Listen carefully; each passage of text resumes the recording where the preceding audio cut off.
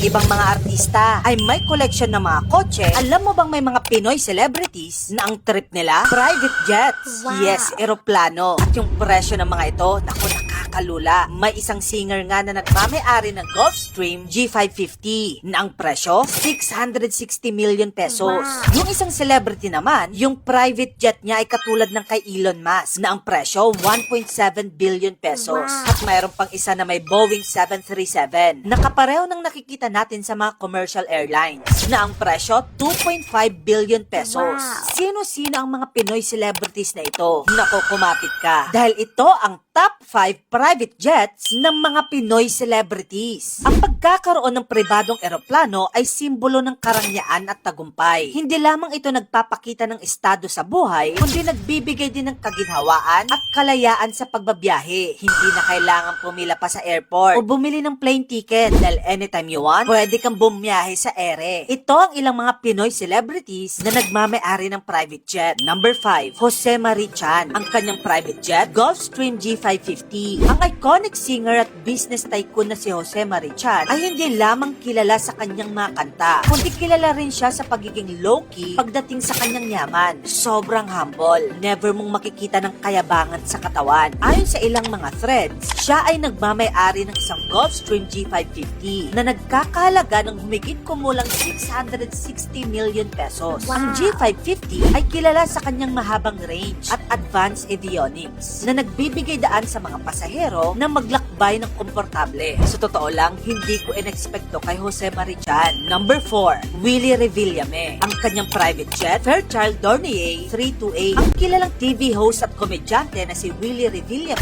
na tumatakbo ngayong senador ay nagmamay-ari ng isang Fairchild Dornier 328, isang 30-seater na pribadong jet na binili niya noong 2011. Ang presyo nito, 200 million pesos. Wow. Ang jet na ito ay may malawak na cabin at modernong amenities. Perpekto para sa kanyang mga biyahe sa loob at labas ng bansa. Number 3, Manny Pacquiao. Ang kanyang private jet, Cessna Citation M2. Ang pambansang kamao at tumatakbo ding senador ngayon na si Manny Pacquiao ay usap-usapang nagmamay-ari ng isang Cessna Citation M2. Ang presyo nito, nasa humigit kumulang 220 million pesos. Wow. Ang light jet na ito ay may kapasidad na hanggang 7 lamang na pasahero at kilala sa kanyang bilis at fuel efficiency na angkop para sa mabilisang biyahe ni Pacquiao sa iba't ibang bahagi ng bansa. Number 2, Gretchen Barreto. Ang kanyang private jet, Gulfstream G650. Ang aktres na si Gretchen Barreto ay kilala sa pagiging reyna ng luxury sa Philippine entertainment. Pero alam mo ba na siya at ang kanyang partner na si Tony Boy Cuanco ay kilala sa kanilang maranyang pamumuhay. Kitang-kita ito sa pagmamay-ari nila ng isang private jet. Ayon sa ilang mga threads, sila daw ay nagmamay-ari ng isang Gulfstream G650 na nagkakahalaga ng humigit kumulang 1.7 billion pesos.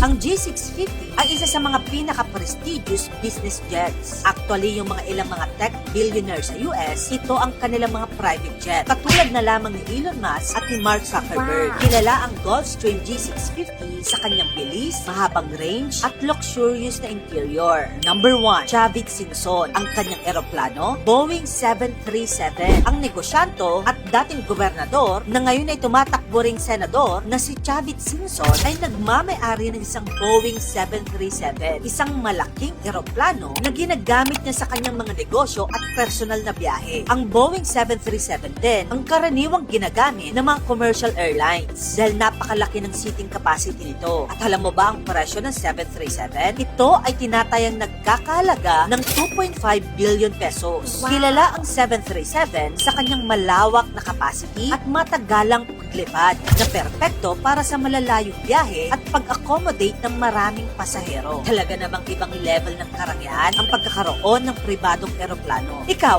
kung isa kang bilyonaryo, bibili ka rin ba ng private jet? O gagayahin mo na lang si Teresita C na may-ari ng SM at pinakamayamang babae sa Pilipinas na kung saan wala siyang private jet. Matyaga siyang pumipila sa airport at sumasakay sa mga commercial planes. Tara, usapan natin yan sa comment section.